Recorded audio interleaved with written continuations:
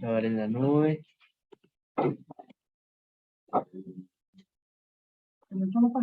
No.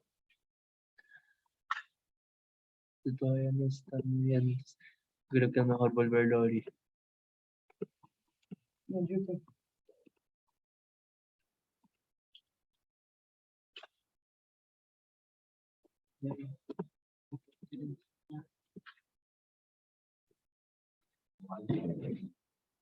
Ya está.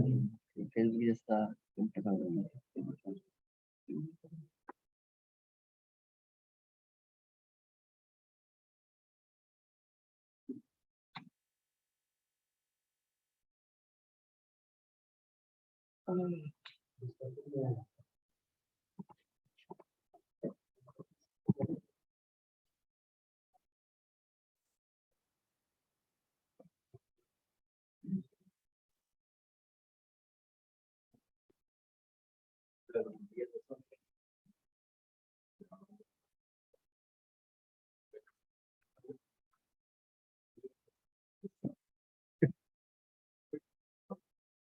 Ella está grabando y está en Facebook.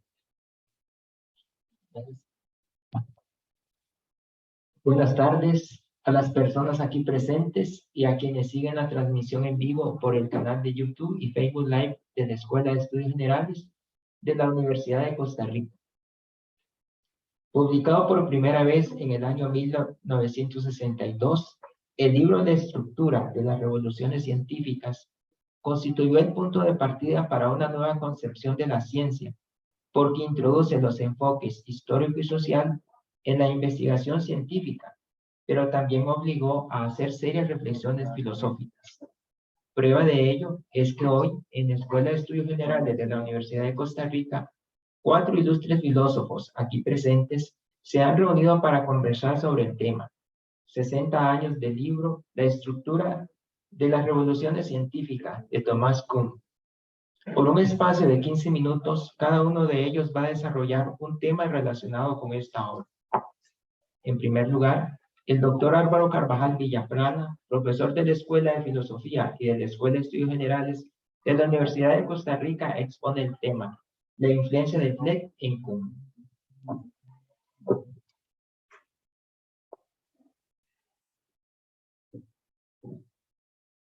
Buenas noches. Mientras van subiendo la presentación, quiero agradecer a la sección de Filosofía y Pensamiento y a la Escuela de Estudios Generales, así como a la Asociación Costarricense de Filosofía, que son los organizadores de esta actividad en conmemoración del texto ya denunciado.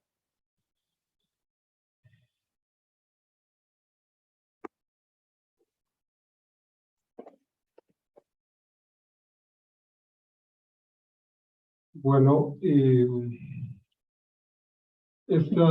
mi presentación es la influencia que tuvo Fleck en Kuhn, esta influencia voy a partir de la mención que hace Kuhn en el prefacio de la estructura de las revoluciones científicas. Él dice que ejerció influencia y el texto de Fleck, que fue publicado pero desconocido en su tiempo, recuperado posteriormente los orígenes y el desarrollo de un hecho científico. Inicialmente en la introducción, Kuhn no cita a Fleck, es posteriormente en el prefacio en el que le cita y lo ve como un antecedente.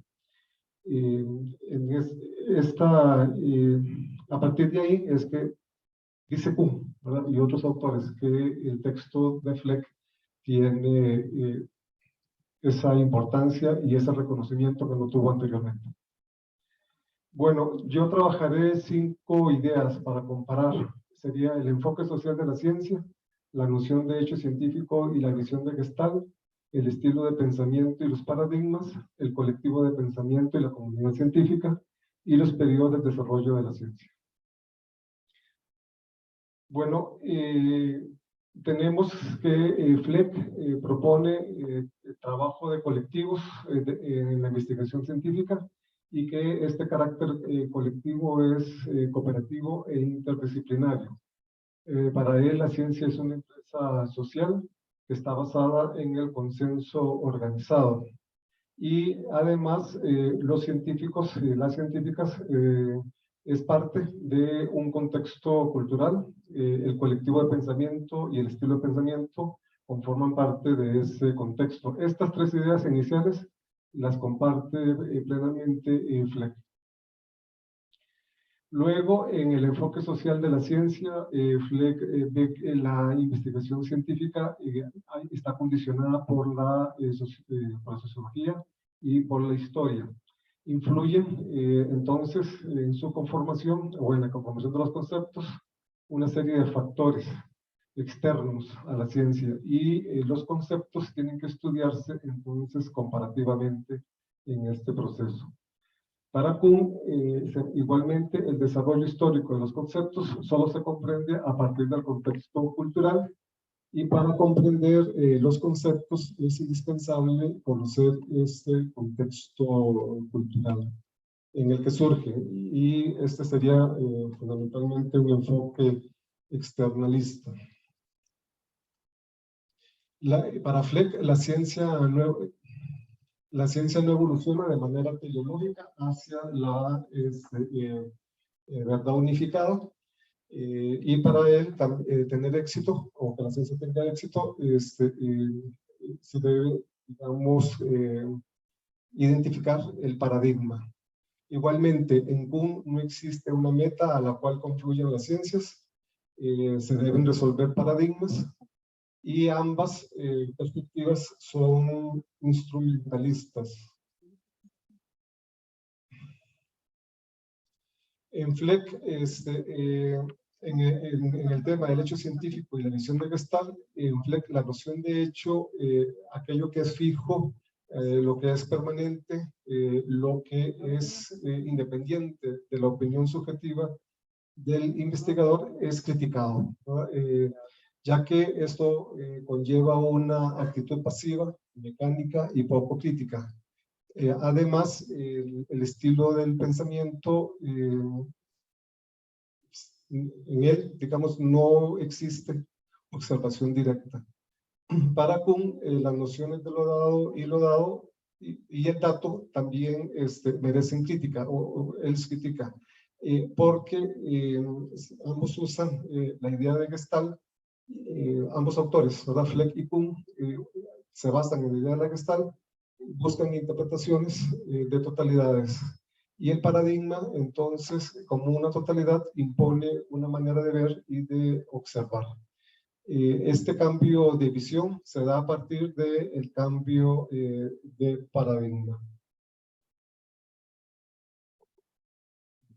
Bueno.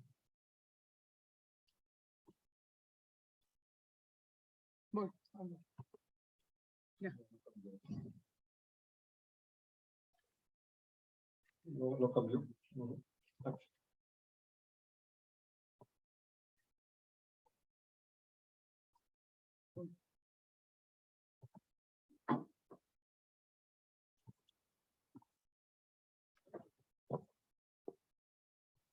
Bueno,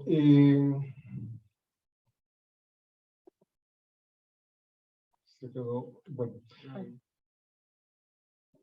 bueno, él, en el estilo de pensamiento y los paradigmas, implica también para Fleck implica una determinada actitud, la cual tiene dos partes que están estrechamente relacionadas entre sí.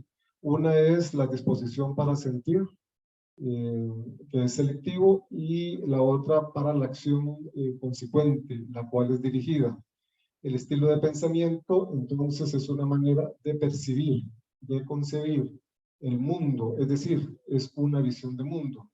Kuhn igualmente considera que toda la constelación de creencias, valores, técnicas, etcétera, que comparten los miembros de una comunidad dada, es lo que él llama paradigma. Implica una manera también, igual que en Fleck, de percibir y de actuar. Y luego es a este concepto de paradigma posteriormente llamó matriz disciplinar. Por otra parte, siguiendo este tema del estilo de pensamiento y los paradigmas, Fleck considera que este estilo de pensamiento y paradigma están ligados a una comunidad, y esta comunidad tiene rasgos comunes y además tiene un aspecto conservador, esta paradigma. Para Kuhn igualmente, el paradigma está ligado a la comunidad científica, son rasgos comunes compartidos por dicha comunidad y determina lo que se puede pensar. También, igual que Fleck, tiene este rasgo conservador que determina la percepción de los problemas. Este sistema en Kuhn es cerrado y coherente. Fleck adelanta además la idea de inconmensurabilidad. Según él, existen diferentes estilos de pensamiento que se les ubica temporalmente, unos son sucesivos a otros. Cada estilo de pensamiento tiene su propia manera de ver el mundo. En él, entonces, los conceptos se vuelven coherentes, susceptibles de definiciones recíprocas. Y Kuhn, inicialmente en la estructura de las revoluciones científicas, igual sostiene una inconmensurabilidad y una intraducibilidad de los términos semejante a la de Fleck. Analiza los conceptos, por ejemplo, de fuerza y masa, los que aparecen en varios paradigmas, pero aunque la palabra aparezca, no significan lo mismo en cada uno de esos paradigmas.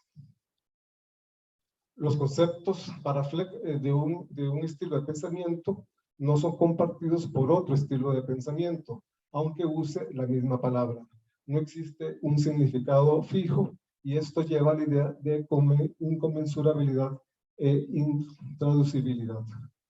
Kuhn comparte esto mismo, sin embargo, posteriormente, en el artículo Conmensurabilidad, Compatibilidad y Comunicabilidad, abandona la idea de incomunicabilidad radical y habla de una inconmensurabilidad local, para referir tan solo algunos pocos conceptos no traducibles. Indica además que la inconmensurabilidad no es lo mismo que incomunicabilidad. En relación con la comunidad científica, Fleck habla de un colectivo de pensamiento. Para él, esta noción parece ser más amplia que la de Kuhn, pues abarca a otros grupos como comunidades religiosas. Aunque refiere a la comunidad de investigación organizada, comparten un estilo de pensamiento, unas reglas, así como normas de la práctica científica. Kuhn habla entonces en este sentido de una comunidad científica, recoge la noción de colectivo de pensamiento en el sentido original de Fleck, y restringe esta comunidad a los científicos y científicas. Según se presenta en la postdata de la estructura de las revoluciones científicas, este colectivo comparte un paradigma sujetos a reglas y normas prácticas. El colectivo de pensamiento y la comunidad científica, entonces, tienen aspectos comunes, la exclusividad temática, el aislamiento de los contenidos de cada colectivo de pensamiento o paradigma. En Kuhn, entonces, se trataría como de una subcultura. La iniciación didáctica es autoritaria y a todo estilo de pensamiento o paradigma le corresponde una práctica. En los periodos de desarrollo, Fleck determina dos periodos de la conformación del estilo de pensamiento. Una conformación previa al estilo y otra es su establecimiento. Esta diferenciación no es tan clara en Fleck, pero sí más precisa en Kuhn, que también habla de dos momentos. Habla de preparadigma y postparadigma. El preparadigma se da la competencia de varias escuelas y en el postparadigma el establecimiento del paradigma vencedor. Hay una etapa en Fleck que se llama clasicismo, el saber estructurado como campo, la teoría madura, luego vienen las excepciones que suponen los casos normales, y el cambio revolucionario no es esencial en el pensamiento de Fleck como si lo es en el de Kuhn. Para Scheider y Schnell, FLEC se parece más a los programas de investigación de Lakatos. Para Kuhn, la etapa de madurez y post-paradigma, el sistema es cerrado y coherente y es lo que él ya llama la ciencia normal. Las excepciones es lo que dan el paso a las revoluciones científicas. En Kuhn, la idea de revolución es más radical y espectacular que en FLEC.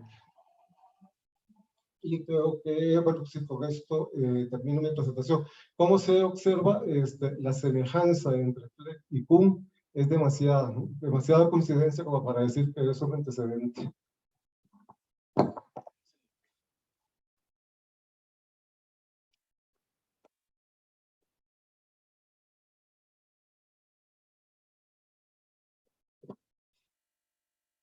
Muchas gracias al doctor Álvaro Carvajal.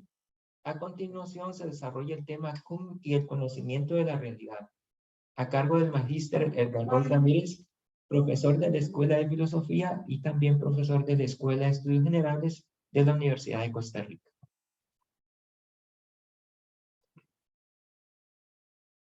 Gracias. Años de la publicación, me pareció pertinente empezar la introducción. Un homenaje, para esta parte de la introducción, un homenaje sumamente generoso de la obra de Kuhn hace el gran historiador Bernard Cohen, que lo reconoce. El trabajo de Kuhn ha sido fundamental para reorientar el pensamiento y de científicos e historiadores de la ciencia, y que los ha convertido o los ha hecho conscientes de la noción que las revoluciones son un rasgo común en el cambio científico. Y además, voy a atreverme a decir que Cohen le hace un homenaje consciente cuando escribe un libro, ¿verdad?, que es fascinante, que se llama La Revolución en Ciencia. Entonces, no es kuhniano necesariamente, pero sí le reconoce aspectos. También le reconoce una gran influencia en el trabajo sobre el tema de la revolución, y confiesa, es muy interesante la confesión de Cohen, con especie de queja, que dice, comparte su noción de paradigma y se lamenta de que con las críticas de que no era un concepto completamente definido, uno lo abandona. Entonces, y lo que dice, y es lo que diferentes autores rescatan del concepto de paradigma de Kuhn, es que es un conjunto de métodos compartidos, modos de explicación, patrones, teorías o un cuerpo de conocimiento compartido. Y también Cohen dice, en 1962, Thomas Kuhn, el libro de Thomas Kuhn, Estructura de las Revoluciones Científicas, alteró radicalmente nuestro pensar en torno al conocimiento, al cambio científico. Pocos libros en la historia de la ciencia han estimulado tanto interés y un diálogo tan continuo. Destaco este aspecto puesto que en filosofía y en general en el ámbito intelectual no estamos tan habituados a la gratitud. Entonces, otra cosa que me parece fascinante es que hoy escuchaba que este libro, bueno, es el sueño de cualquiera que publica un libro. Se ha traducido a no sé cuántos idiomas y se han vendido aproximadamente 1 millón de ejemplares, ¿verdad? Entonces, es un éxito de librería. Muy bien. El punto que yo quiero destacar en realidad es uno, y aquí discrepo de Álvaro, que dice que como es instrumentalista, que es estimulado en parte por la influencia que tiene Kuhn en autores, pero, y en mi caso, estimulado por lo que dice John Searle en su libro Mente, Lenguaje y Sociedad. Dice Searle: un argumento contra el realismo externo es el que se toma de la historia de la ciencia. El argumento tiene su origen en el libro de Thomas Kuhn, La estructura de las revoluciones científicas, aunque dudo que el propio Kuhn aceptara alguna vez el argumento planteado de esta forma. La ciencia, según la visión de Kuhn, no se desarrolla a través de la acumulación continuada de conocimiento. Antes bien, se desarrolla a través de una serie de revoluciones en las que un paradigma científico es abandonado debido a su incapacidad para resolver determinados enigmas, y como resultado de una revolución científica es reemplazado por otro paradigma. Lo que tenemos no es una acumulación continuada de conocimiento sobre la realidad tal como es en sí misma, sino una serie de discursos diferentes, cada uno en su propio paradigma. La ciencia no describe la realidad independientemente existente, sino que siempre está creando nuevas realidades, entre comillas realidades, a medida que avanza. Como afirman Bruno Latour y Steve Woolgar, comillas, lo que señalamos es que lo que está allí afuera es la consecuencia del trabajo científico, no su causa. Como he mencionado antes, dudo que Kuhn hubiera aceptado este argumento antirrealista, aunque sí creía que en un determinado sentido Newton trabajaba en un mundo diferente del de Aristóteles. Entonces, lo que quería ver es que si ser, ¿verdad?, tiene sentido y si esa duda se puede resolver. Entonces, varias veces Kuhn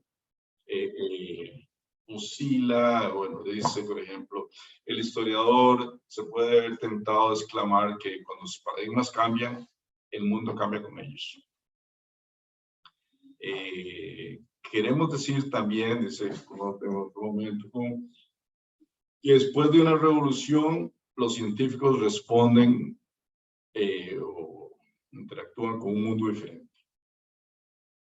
Y aquí es muy interesante porque todo esto es como si el conocer cambiara lo que conocemos, o sea, como si el conocer cambiara el mundo. Siguiendo a Kuhn, podríamos decir que estamos tentados, o podríamos también estar tentados a decir que vemos, que lidiamos, que nos ocupamos del mundo de modo diferente.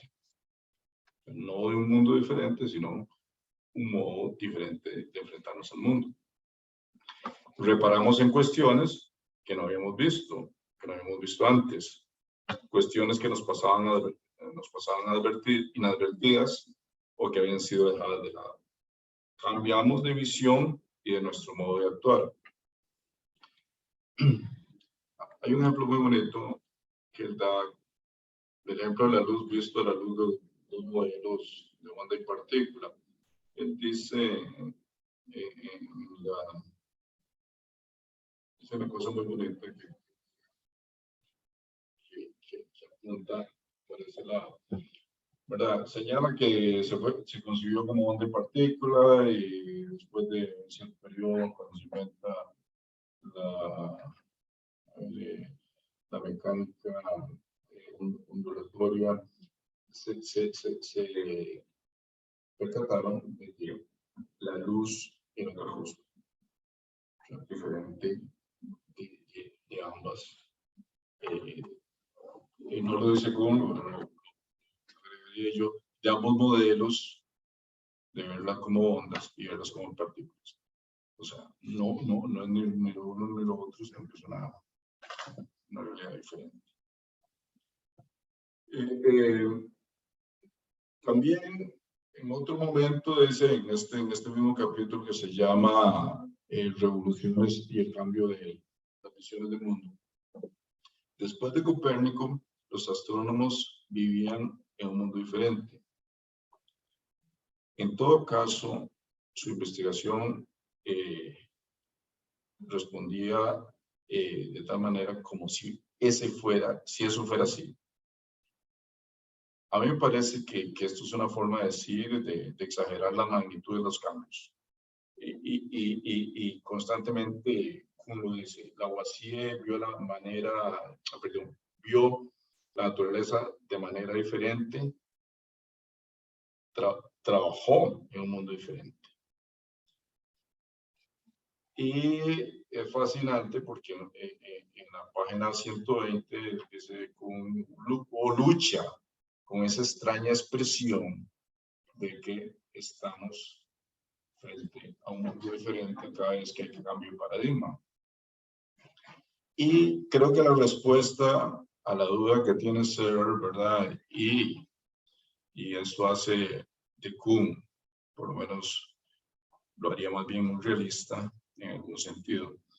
Dice, a pesar de que el mundo no cambia con el cambio de paradigma, el científico trabaja en un mundo diferente.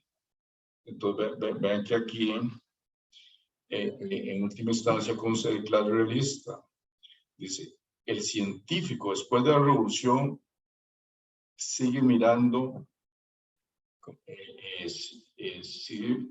todavía sigue mirando al mismo mundo. ¿Verdad? Entonces es muy interesante esta perspectiva que él constantemente, podemos decir, ¿no? Etcétera. Por eso me parece que tiene razón de dudar de que aunque ha dado para todo eso, ¿verdad? Para todas esas interpretaciones, el propio Kuhn en última instancia se declara irrealista, digamos, que vivimos en un solo mundo y tratamos de entender cómo es ¿verdad? O sea, aunque sea mucho más complejo de lo que se creía, y como dice Searle tan bonito, hay que ser más inteligente para comprenderlo. Entonces, por otro lado, quería agregar alguna cosa sobre este asunto de que la ciencia no tiene una meta fija, ¿verdad? O sea, obviamente meta fija, ¿qué tal es lo de fija? Pero meta sí tiene. Trata de decirnos cómo es la realidad, que no sea fácil, es otra historia. Pero allí y esto es algo que se le cobra a Kuhn a ratos, que la única referencia a Darwin sea esa, que igual que Darwin, que no da una meta a la evolución, entonces Kuhn toma la idea esta de la ramificación, por decirlo así, que Darwin le atribuye al cambio de las especies. Pero bueno, Kuhn es muy parco con la cuestión de la verdad, tampoco se mete con el error, que a mí me parecería interesante, ¿verdad? Si solo hay errores, o bueno, no habla del error en sentido estricto. Pero bueno, entonces recalco eso, que el científico después de la revolución aún mira al mismo mundo. Muchas gracias al magíster Edgar Ramírez. El licenciado Guillermo Coronado Céspedes, profesor jubilado de la Escuela de Filosofía de la Universidad de Costa Rica, presenta el tema El problema de la filosofía de la ciencia, una reflexión sobre el impacto de la estructura de las revoluciones científicas. Gracias. Yo escogí este texto sobre los problemas de la historia filosófica que fue presentado en el 91 y fue publicado por Harvard, el Departamento de Historia de Harvard, en el 92, en tanto un documento bastante cercano a la fecha de fallecimiento de y eso será parte del problema que quiero jugar a partir de ahora, físico, historiador o filósofo. Nada más por ubicarnos, recordemos que Kuhn nació en el 22, en julio, y murió en el 96, en junio, 73 años y 11 meses. Él desde muy joven decide estudiar física y por conexiones familiares, etcétera, va a Harvard y durante el periodo de la guerra, él estudia física a nivel de bachillerato o de licenciatura nuestra, en una especie de proceso acelerado. Casi uno sospecha de que no recibió muy buena formación en física, no contó con profesores muy significativos. Hay que recordar que en muchas de las universidades norteamericanas pues habían desaparecido sus profesores brillantes, no se sabía dónde estaban, seguro trabajando con el radar o algo así, y estaban más bien en Nuevo México. Él no tuvo ningún contacto con el proyecto Manhattan. No tenía, digamos, formación. Se gradúa en el 43, así se incorpora a algunas investigaciones sobre el radar hasta que termina la guerra y regresa a Harvard para efectos de continuar con sus estudios de maestría y culminarlos con el doctorado en el 49. Sin embargo, ya para ese tiempo, él está convencido de que la física no es realmente su meta personal. Él habla que le interesaban algunos temas filosóficos y recibió, gracias a la apertura curricular, como diríamos ahora, algún curso de filosofía moderna, por lo tanto algo de Descartes y después algo de Leibniz y terminó en Kant. Quería tomar más, pero al final de cuentas logra ubicarse en una estructura curricular que le da más bien libertad. Los fellows de la Universidad de Harvard le dan mayor libertad y eso lo aprovecha para tratar de clarificar algunos intereses filosóficos, se llama. En fin, que en una última entrevista que se le hace como en el 92 o 93 en Atenas, reconoce que él realmente es un físico que se convirtió a historiador por objetivos filosóficos. Y entonces suena muy bonito.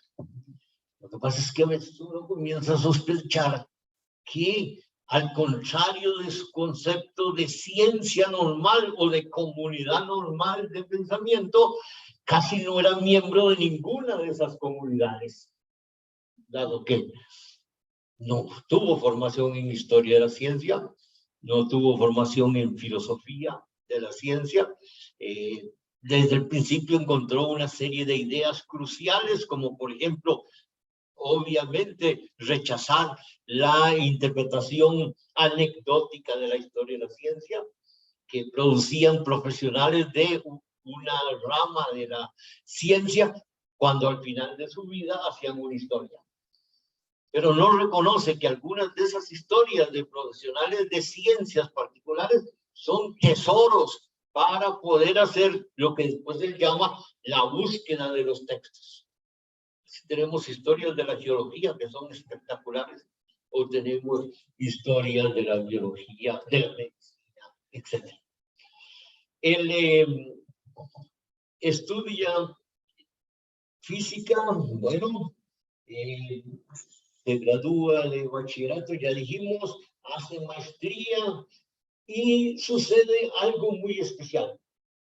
Aparte de intereses extracurriculares en física, se relaciona con el periódico universitario y ahí aprovecha una formación que le dio la escuela secundaria de escribir y de manifestar fácilmente sus ideas, que después él mismo reconoce no aparecen en sus estudiantes, aunque sean ya de maestría.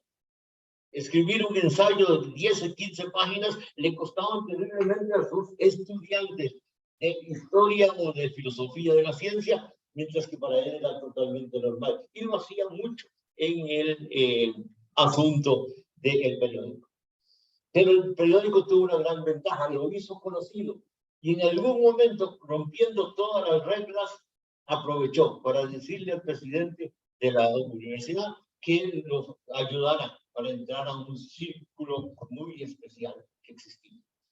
El resultado es que eso le permite tener tiempo, libertad y dedicarse a leer lo que va encontrando accidentalmente muchas veces.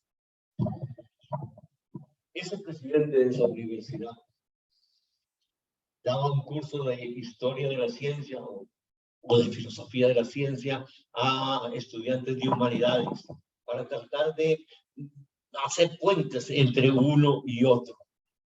Y el resultado es que en algún momento, aún antes de graduarse, le solicita a Kuhn que sea su asistente, entre comillas, y le propone un trabajo para que lo presente en el curso, y es la física aristotélica, que él obviamente nunca había tenido noción, porque un rasgo de la ciencia normal es que no reconoce la historia de la ciencia correspondiente. Entonces, desde ese punto de vista, él trata de leer a Aristóteles, no lo entiende para nada, se desespera, él era muy ansioso, en algún momento dice casi neurótico, y por lo tanto no sabe qué hacer, quiere casi olvidarse de todo, y de un momento a otro tiene una especie de chispazo y entiende a Aristóteles. Este es un detalle muy importante como esto de historia y de filosofía de la ciencia, porque va en contra de la primera gran versión de inconmensurabilidad de los paradigmas de Kuhn. Si los paradigmas fueran realmente inconmensurables, él no pudo nunca entender a Aristóteles. Si lo entendió, entonces había canales de conectividad entre uno y otro. La cosa es que lo entendió, lo presentó, publicó alguna cosa al respecto, y finalmente, cuando el presidente James Conant, el químico, decidió retirarse del curso, planteó la posibilidad de que Kuhn y Leonard Nash heredaran el curso. Leonard Nash era parte de los famosísimos Harvard Case in History of Experimental Science, un esfuerzo para tratar de fomentar las vocaciones científicas a partir de el conocimiento de las ciencias experimentales. De alguna forma, Kuhn siguió este tipo de énfasis y finalmente produce lo que es el primer libro importante para nosotros, o para mí en este contexto, que es La Revolución Copernicana. Es un libro, un texto muy interesante, pre-estructura, y por lo tanto no presenta las categorías que se derivan de la estructura. Pero bueno, eso le permite seguir y trabaja hasta 1956, desde 49 al 56, con estos cursos en la Universidad de Harvard, que tenían una matrícula enorme cuando era el señor presidente que los daba, pero ahora con Nash y con él, pues la matrícula casi desaparece. Imagínense con los criterios últimos de las universidades costarricenses, si hubiera acabado la carrera correspondiente de Kuhn.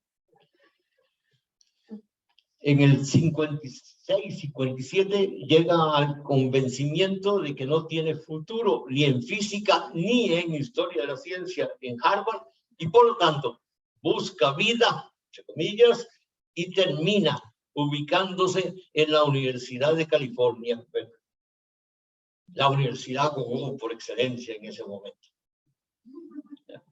En el campo de los filósofos llega Kuhn, pero está Feyerabend, que ese era filósofo de la ciencia hippie, perdonen la expresión. Y claro, esa universidad de California, ahí en esa ciudad, es realmente revoltosa. Al final de su vida, él reconoce que mucho del énfasis en cuestionar la autoridad de los paradigmas o ciencia normal viene de esa necesidad de cuestionar toda la autoridad. Aunque él no acepta el enfoque sociológico fuerte de que todo en último caso se negocia y se condiciona al poder político, sin embargo dice que pues, lo que buscaban todos, y en Berkeley era peor todavía, era acabar con las estructuras de poder. Una beca, un énfasis en investigación, lo lleva finalmente a producir este sueño. ¿Cómo cuestionar la visión tradicional de la ciencia, de la filosofía de la ciencia y de la historia de la ciencia? Y se publica en el 62. Por eso estamos en el 60 aniversario.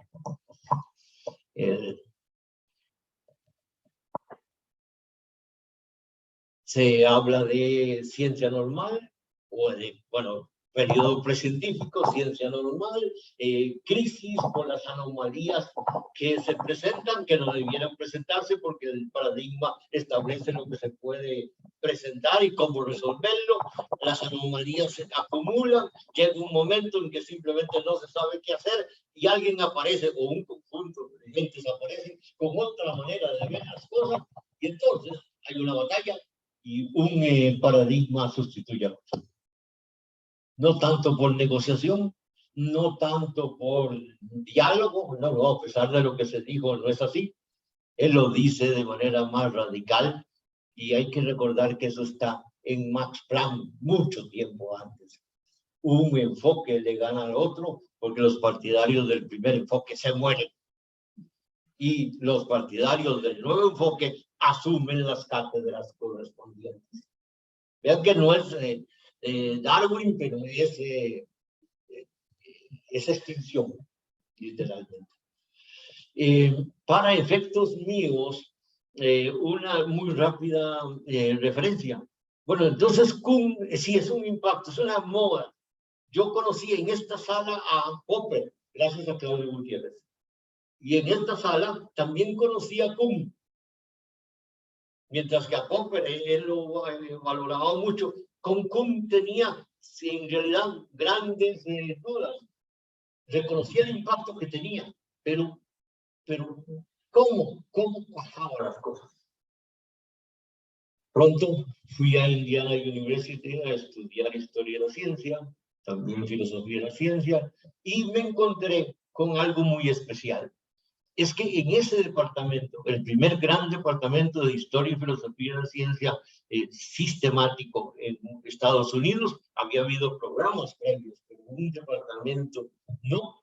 Resulta que era totalmente ambigua la apreciación de Kuhn.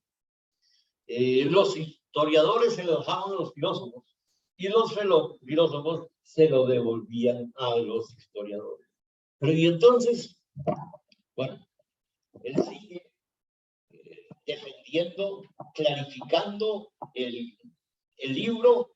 Ya Roy ya habló de aclaraciones posteriores, redefiniendo los conceptos, declarando algunos prácticamente ya no directos, otros redefiniéndolos, pero ¿qué es? ¿Físico? No. ¿Filósofo? Lo rechazan. ¿Historiador? Bueno, aquí hay que reconocer, sí llegó a ser historiador. Y la prueba de ello es, y con esto casi termino, es la teoría del cuerpo negro y la discontinuidad cuántica. Esto es un monumento a la investigación histórica. Vayan al índice analítico. La noción de paradigma y la noción de inconmensurabilidad no aparecen. Al final hizo historia de la ciencia muy buena, pero no gracias a la estructura de la revolución científica. Entonces, sí, tal vez lo que declaró en una de las últimas entrevistas, que ya citamos, un físico que se convirtió en historiador, por objetivos filosóficos era la razón. O un amateur extra paradigma que se filtra, causa un caos y al final de cuentas se murió lamentablemente de cáncer de pulmón tratando de redefinir la noción de inconmensurable. Muchas gracias. Cierra esta mesa redonda el doctor Luis Camacho Naranjo, también profesor jubilado en la Escuela de Filosofía de la Universidad de Costa Rica. Expone el tema Críticas recientes a la estructura de las revoluciones científicas.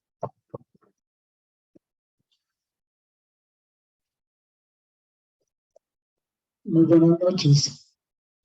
Del millón de ejemplares vendidos de la estructura de las revoluciones científicas, aquí tengo 3, que es un porcentaje considerable.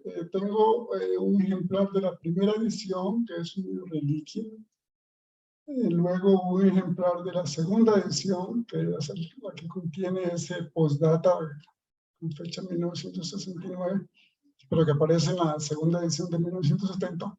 Tengo también la traducción al español hecha por Fondo de Cultura Económica, que como es costumbre en esta editorial es muy cuidadosa. Realmente fue una buena suerte que lo tradujeran en México y no en España, donde aprovecho para decir que las traducciones al español del inglés son escandalosamente malas. Se trata de un ensayo, el original, breve de 171 páginas, sin bibliografía, sin índice analítico, por supuesto sin marco teórico, y con muy pocas notas al pie de página.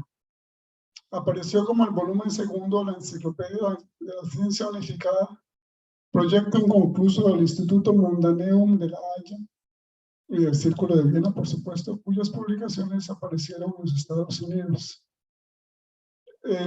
Guillermo ya hizo un relato de su vida, de manera que no lo voy a saltar.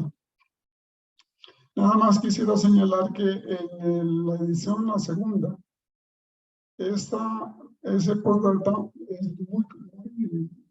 bastante larga. En la edición en español son 57 páginas.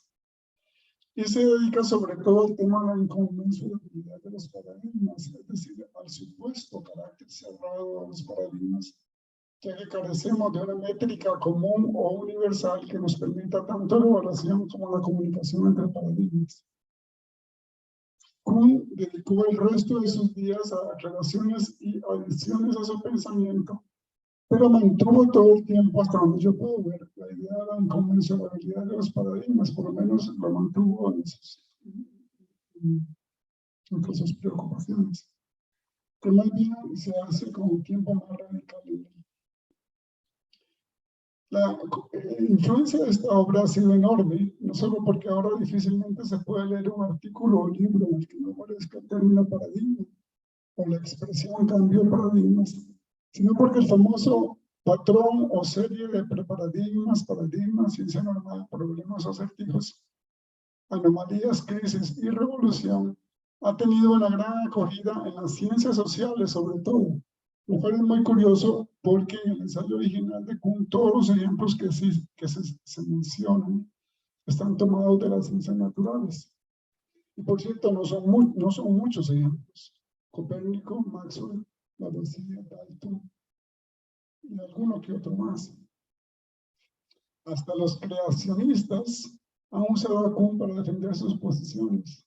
Y cuando se pidió a Kuhn desautorizar el uso de su libro para defender posiciones consideradas pseudocientíficas, se negó a hacerlo. En esto fue coherente por la distinción entre ciencia y pseudociencia, no tiene tiempo. Desde el primer momento hubo críticas al pensamiento expresado en este libro, de las cuales una de las más notables era de Paul Feyerabend, quien calificó la teoría de Kuhn como simplemente ideología revestida de historia. Y también hay muy famosos frases, donde dice que el patrón de cambio por paradigmas, anomalías, etcétera, que se recogen en este ensayo, se puede aplicar tanto a la ciencia como a la mafia, dice Paul Figueroa. Por supuesto, también conocemos las críticas de Popper, quien considera que la ciencia normal en realidad no es ciencia. Ahora, nos interesan aquí tres críticas más recientes a Kuhn. Primera es la revisión de la relación entre el pensamiento de Kuhn y el de Michael Polanyi. Comparación hecha ante todo por un autor de reciente nombre, Martin Molesky. Lo segundo es el libro de Steve Foller, titulado Thomas Kuhn, A Philosophical History for Autonomous, que es este librote. Y en tercer lugar, y todavía más interesante de todos, es el libro de Rob Morris, titulado The Ashtray, or the Man Who Denied Reality, el sincero, el hombre que negó la realidad. Veamos brevemente cada una de estas críticas. En primer lugar, la relación entre Michael Polanyi y Kuhn. Michael Polanyi nació en Hungría a finales del siglo XIX, emigró a Alemania en 1920. Estudió química y llevó a cabo importantes investigaciones en el Kaiser-Wilhelm Institute. Con la llegada de los nazis al poder en 1933, tuvo que emigrar de nuevo, esta vez a Inglaterra. Allí lo nombraron profesor en Manchester, primero como científico y luego, cuando se interesó más por la filosofía, le crearon una cátedra en ciencias sociales. Es de una familia muy brillante, un hijo de él es premio Nobel, y el otro hijo es un economista famoso, y hay otro Polanyi también de la misma familia, que es también un economista muy famoso. Polanyi consideraba incompleta y desacertada la visión de la ciencia que se desprende del círculo de Viena de Karl Popper. Él insistía en los aspectos no lingüísticos de la práctica científica, lo que él llamó conocimiento tácito o implícito, que se requiere para llevar a cabo la investigación científica, pero que no aparece en la conciencia del investigador, y así se evita que estorbe el conocimiento focal que es necesario para la tarea que se esté llevando a cabo. En la estructura, Kuhn menciona este punto de pensamiento de Polanyi con el calificativo de brillante en la página 44 de la estructura, en la edición en español. En 1958, Polanyi publicó Personal Knowledge, una obra muy importante para sus seguidores. Y aunque su epistemología es mucho más compleja que la de Kuhn y centrada en la noción de verdad, sin embargo, tiene aquí una descripción de lo que él llamó marcos de interpretación. Ese año también, en el 58, Polanyi dio un seminario en el Reino Unido, al cual asistió Kuhn.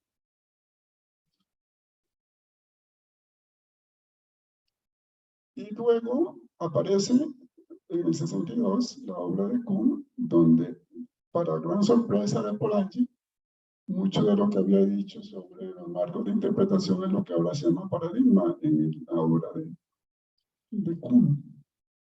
Al principio, Polanyi creyó encontrar en Kuhn un aliado en su esfuerzo por llamar la atención sobre otros aspectos de la ciencia, pero esta relación se fue enfriando. Y en la correspondencia personal de Polanyi, que Molesky ha incluido en su artículo, al principio Polanyi se sorprendió de que Kuhn no le reconociera más méritos a él y más importancia en su influencia. Esto se fue haciendo cada vez más amargo la relación y acabó con que en una carta personal, porque Polanyi nunca salió de sus quejas en la correspondencia, nunca lo hizo público. Polanyi considera que Kuhn simplemente le copió su idea de marcos de interpretación y lo que hizo fue ponerle el nombre de paradigma y que es un plagiador, dice Polanyi. Hay que tener en cuenta que Personal Knowledge de Polanyi de 1958, 4 años antes de la estructura de la revolución científica, la acusación de plagio también surge de nuevo en la tercera de las críticas recientes, que es la de Errol Morris.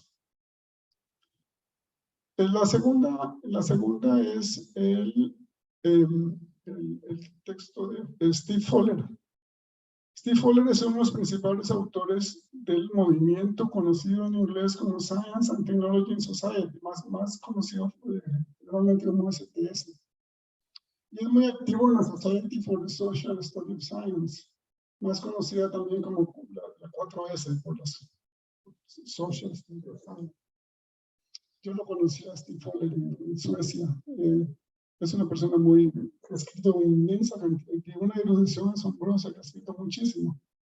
Sin embargo, a pesar de que uno podría creer que Steve Fuller coincide con Kuhn, pues porque también, a pesar de que Kuhn se diga que es realista o kantiano, porque él se considera kantiano también, sin embargo, también uno puede decir que es constructivista social. Sin embargo, Steve Fuller no oculta en este libro la gran antipatía que le produce. Y además lo dice así. Dos son las críticas fundamentales que hace Fuller a Kuhn en su voluminosa obra.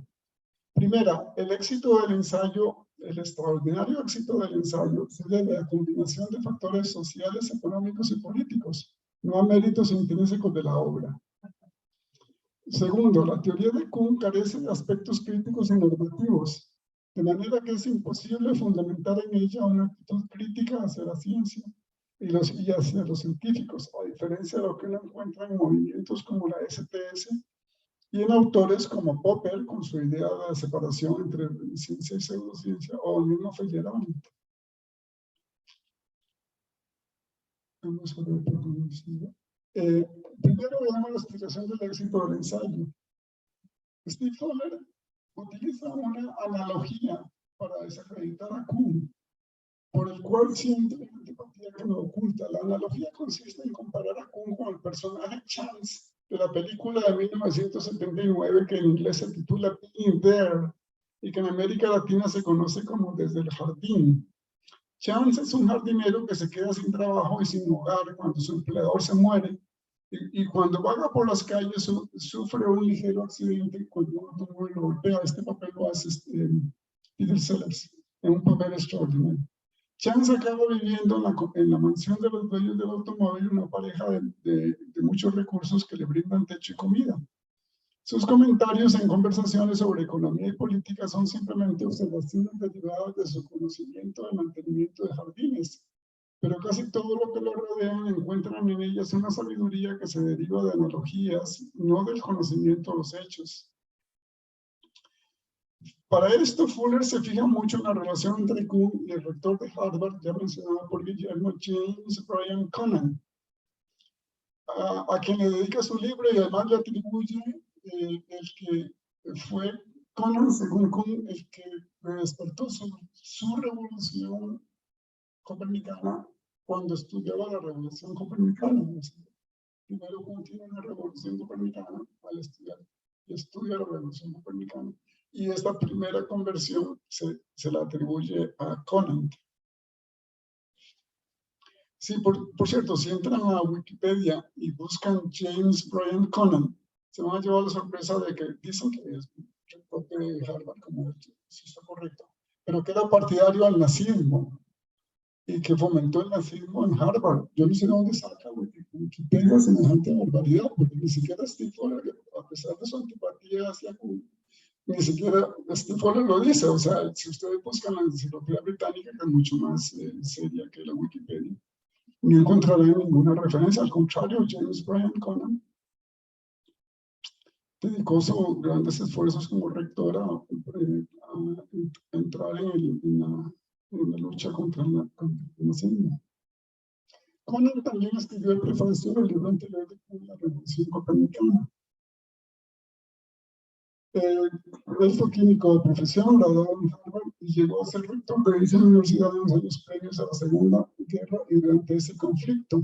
Después de la guerra fue embajador en Alemania, primero encargado de los asuntos de Alemania, después de embajador.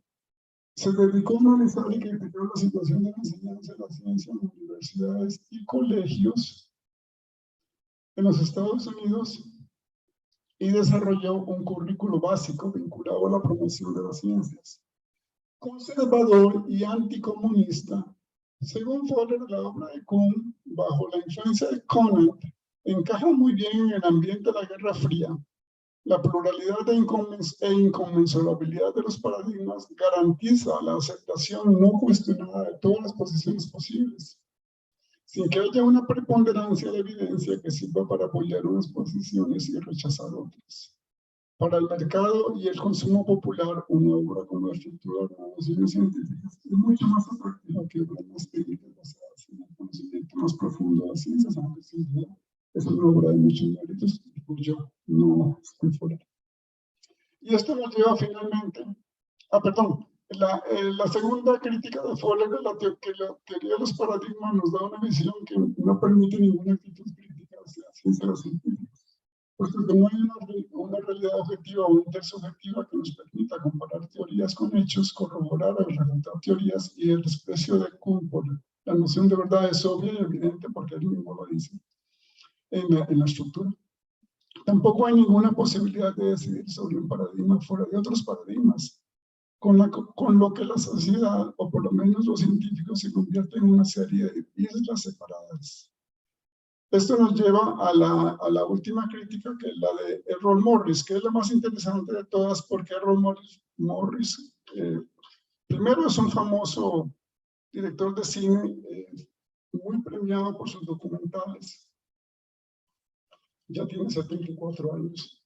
Y segundo, porque fue discípulo de Kuhn en 1972 en Princeton. Y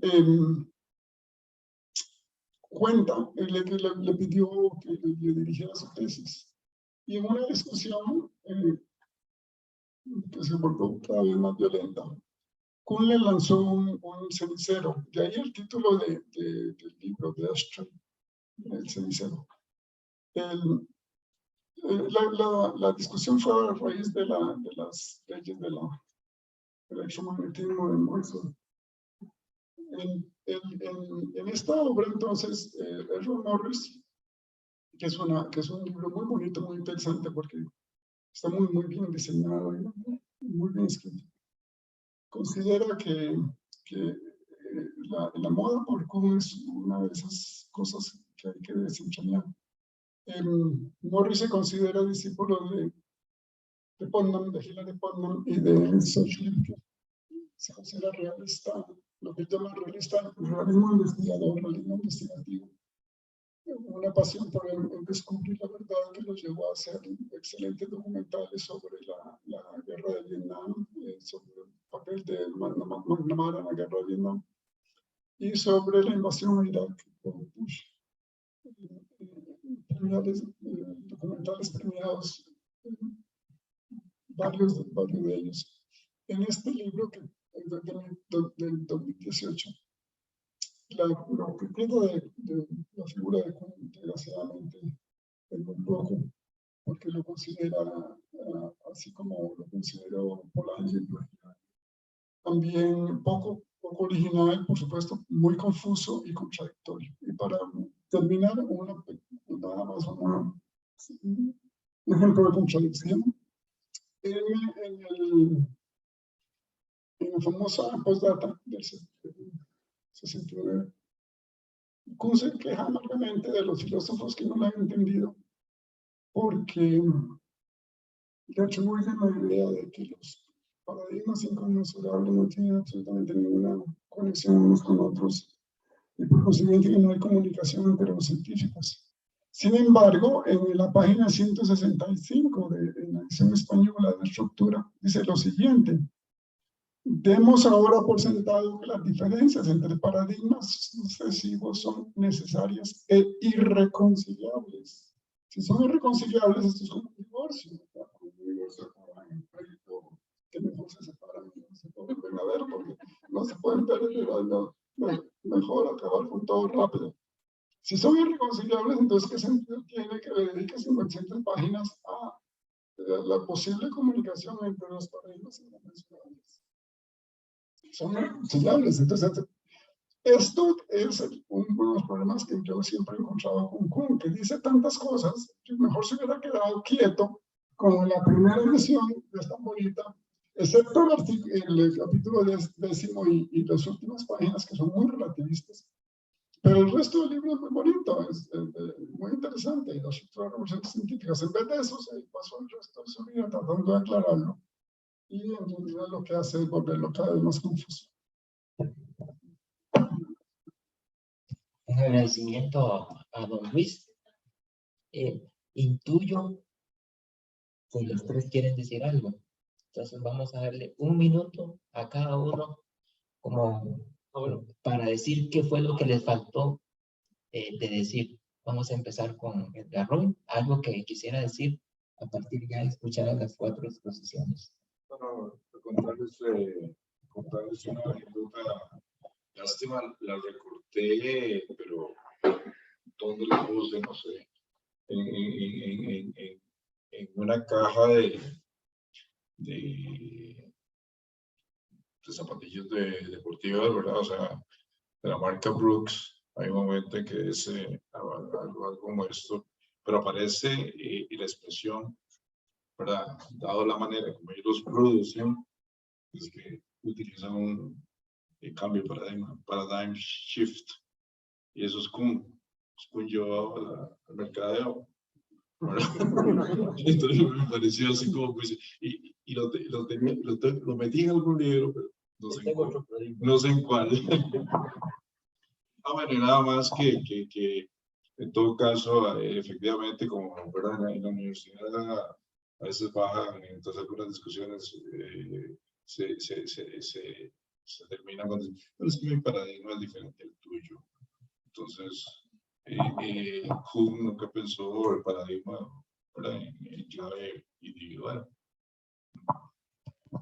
Guillermo, algo que decir en 1 minuto después de escuchar las exposiciones. En un sistema de paradigma y de ciencia normal, la enseñanza de los nuevos miembros se da en virtud de los antiguos miembros. Y por ende, tocando un tema externalista, entonces es muy importante la correlación entre tutores de doctorado y doctorandos. En ese punto, entonces, vale la pena ser un poco cascarrabias y averiguar detalles. Bueno, él fue profesor de filosofía y de historia de la ciencia, tanto en Berkeley como en el MIT durante mucho tiempo.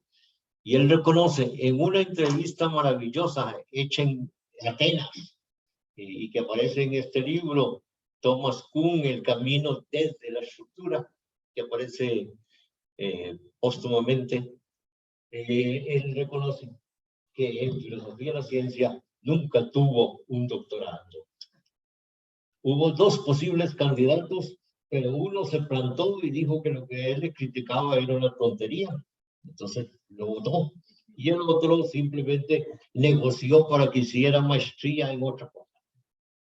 De historia de la ciencia, en realidad tuvo 2. Hay que reconocer que el más importante es John L. Heilbronn, que sí ha hecho historia de la ciencia muy significativa, pero que un poco como la teoría del cuerpo negro no aprovecha las categorías coloniales. Así que podríamos aplicarle los conceptos al mismo cubo. Álvaro, 1 minuto para una reflexión escuchada ya las 4 ponencias. Sí, bueno, el tema del plagio es una de las cosas que más la atención me llamó, ¿verdad? Sobre todo este asunto de este desarrollo de Fleck, de la sociedad de Fleck en relación con la de Kuhn. Yo le llamé influencia, ¿verdad? Porque algunos dicen que son desarrollos paralelos, pero dada la coincidencia tan estricta que existe entre ambos textos, es muy difícil, digamos, decir como que fueron desarrollos paralelos. Hay sospechas, yo lo que pongo en la duda, ¿verdad? Ahí en ese punto. Y luego comienzan a surgir y a rescatarse Fleck, ¿verdad? Y él se tiene que ver forzado a citarlo en su segunda edición, en el prefacio. Eso. Lo otro es que lo que él en algún momento llamó paradigma, luego dijo que no era paradigma, era matriz disciplinar, ¿verdad? Le cambia el nombre y dice que el paradigma es una solución de problema, ¿verdad? Cómo los verbos de conjugar, ¿verdad? Are, el, ir son un paradigma de solución de problema, y ahí se redujo en algún momento la noción de paradigma, ¿verdad? Entonces es curioso, ¿verdad? Esos cambios por lo insostenible que es a veces su texto y las contradicciones, ¿verdad? Que tiene en ese texto. Don Luis, después de escuchar a sus colegas, ¿alguna reacción en un minuto? Está bien. ¿Alguna aclaración de un minuto? Bueno, yo además tenía un recuerdo personal del 17º Congreso Internacional de Historia de la Ciencia en Berkeley, en 1985, donde Kuhn fue recibido casi como un héroe porque volvía a Berkeley después de haber sido profesor allí. Y en el discurso inaugural del Congreso, que fue así muy bien organizado, el discurso estuvo a cargo de Kuhn y dijo una cosa que a mí me sorprendió y lo apunté. Dice, yo estaba muy contento por el cambio, cito números, el cambio del énfasis en los estudios de historia de la ciencia, porque se había pasado de estudiar a los autores en su pensamiento a los condicionamientos sociales e históricos de cada autor. Y luego dice, porque la historia de la ciencia nos muestra que nunca hay paso de la ignorancia al conocimiento, sino que siempre hay paso de una manera de hacer ciencia a otra manera de hacer ciencia. Y esto lo apunté así y yo estuve ahí y lo escuché. Y a mí me parece que está completamente equivocado.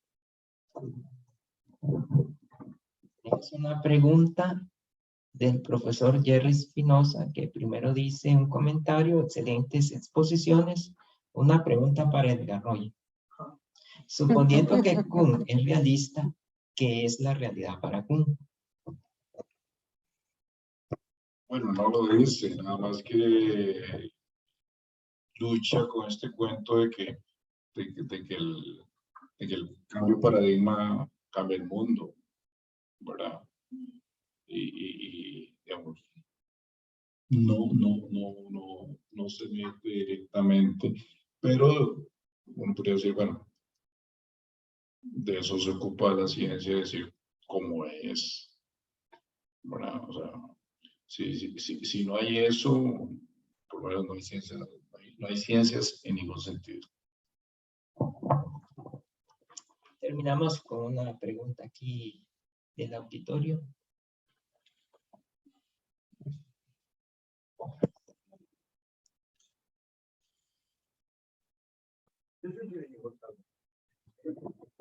Hola, ¿qué tal? Quería felicitarlos a los cuatro por esta charla tan ilustrativa, tan didáctica, además amena, de un tema que es un tema muy difícil en realidad. Y pues los felicito. Sí tenía varias acotaciones, especialmente para don Luis Camacho, puesto que el paradigma es contrario, el concepto de paradigma es contrario al concepto de constructivismo, ¿verdad? Y a veces se mezclan a la ligera, pero en realidad los grandes teóricos del constructivismo, como es Jean Piaget, está en contra del paradigma, del concepto de paradigma. Incluso junto con mi ex profesor Mario Bullia, se dedicaban largas horas ambos a criticar el concepto de Kuhn de paradigma. Porque Piaget, por ejemplo, presenta, su investigación se basa en cómo se pasa de un estado de menor o inferior conocimiento, a uno de superior conocimiento.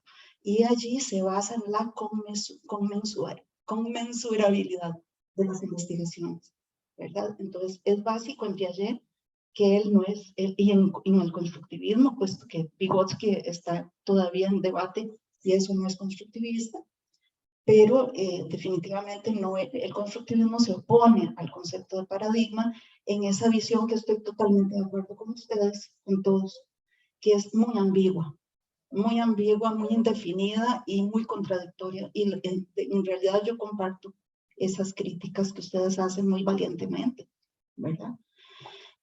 Luego, quería decir, el paradigma se opone también a un concepto, digamos, superficial del término creacionismo. Más bien por el contrario, el paradigma apoya toda teoría que, aunque sea aceptada, incluso por la comunidad científica, carezca de falsación popperiana. Entonces, ahí también habría que aclarar o profundizar eso. Luego yo quería acotar, como añadir, las formas en las que en el constructivismo y en el postconstructivismo se explica el cambio no paradigmático, el cambio científico. Se explica debido a que hay mayor completitud en una teoría que en otra, a que hay cambio de las preguntas de partido. Tercero, a que hay mayor integración y complejidad, pero una complejidad más simplificada. Y cuarto, a los elementos aleatorios que producen cambios estructurales en el sistema a pesar de ser elementos aleatorios. Estas son las 4 razones por las que se avanza en la ciencia de acuerdo con el constructivismo, nada más por aclarar, ¿verdad? Excelentes todos y gracias por inspirarnos también. Gracias.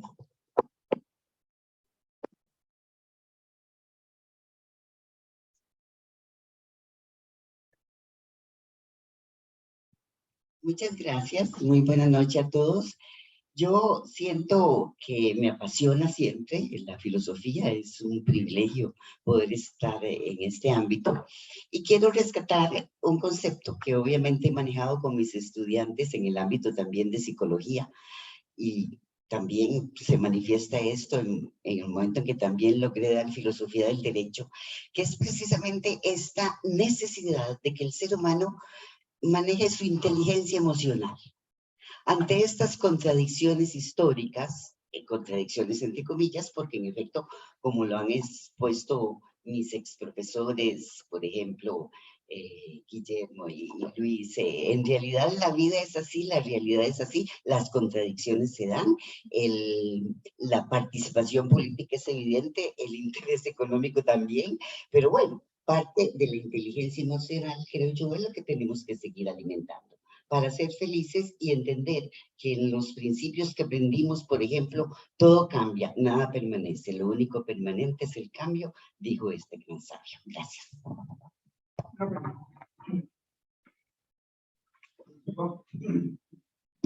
Hay docentes, que esta es una universidad y que 60 años después venimos a hablar de una persona y de un libro.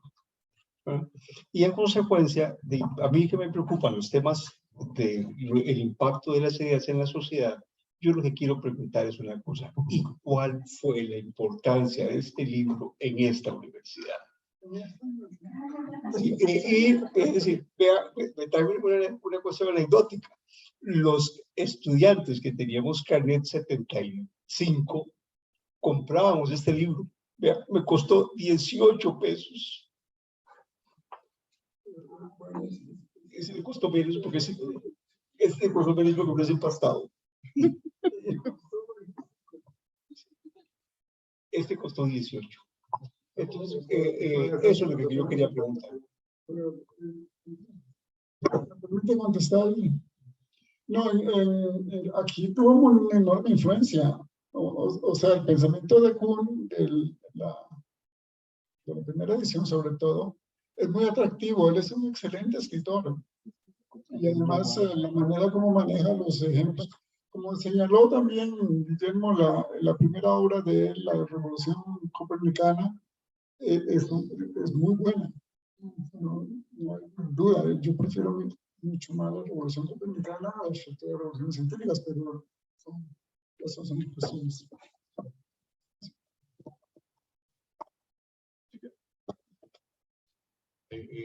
Parte de la influencia, justo efectivamente, pero pues tiene una influencia negativa que entre él y Popper monopolizaron la discusión sobre la filosofía de la ciencia durante mucho tiempo. Y buena cantidad de autores tan buenos como Gerald Holton, Ron Harvey y otros se pasaron por alto incluso José Russell Hanson y otros, son sumamente influyentes. Se descubren después y después uno empieza a ver parecidos, pero bueno, esa es la parte nada más. Sí, muchos autores pasaron a segundo plano. Uno de ellos es Hanson, que es el creador del Departamento de Historia y Filosofía de la Ciencia de Indiana University. Él, en patrones de descubrimiento, tiene una serie de consideraciones que anticipan definitivamente a Kuhn. Y, sin embargo, aparte de una referencia muy rápida, aparece y luego en las reflexiones ulteriores, Kuhn dirá que simplemente tenían enfoques diferentes. Pareciera que Kuhn no resistía mucho el cuestionamiento. Así como dice que no acepta entrevistas, solamente 3 o 4 en toda su vida, porque se pone muy ansioso, se pone casi neurótico, porque exige que quien le haga la entrevista tiene que conocer no la estructura, sino su último pensamiento, que son todas esas reflexiones casi circulares sobre los problemas de la misma. Recuerden que uno de los primeros hallazgos fue que la estructura en su primera edición tenía más de 30 significados de paradigma, ¿verdad? Se lo hace una profesora y dice que después le ayudó mucho a darse cuenta. Y comenzó a cambiarle al paradigma los nombres correspondientes, pero la pluralidad seguía estando ahí. Entonces, puede ser que él preferiría uno. Con Popper, el choque es más directo. Por ejemplo, él insiste que él está introduciendo el sujeto en las cuestiones de análisis histórico y epistemológico, mientras que Popper escribe un ensayo muy significativo sobre la epistemología sin sujeto. Entonces, desde ese punto de vista, el choque es muy directo. Pero por otro lado, él acusa a Popper de aceptar una visión acumulativa hacia, comillas, una meta. Y él, en cambio, querrá que no se discuta ni una visión acumulativa ni una meta del conocimiento. La verdad, no se alcanza. Independientemente de las visiones que tengamos sobre este autor y este libro, pero sí revolucionó el conocimiento, entendido por revolución, que nos puso a pensar.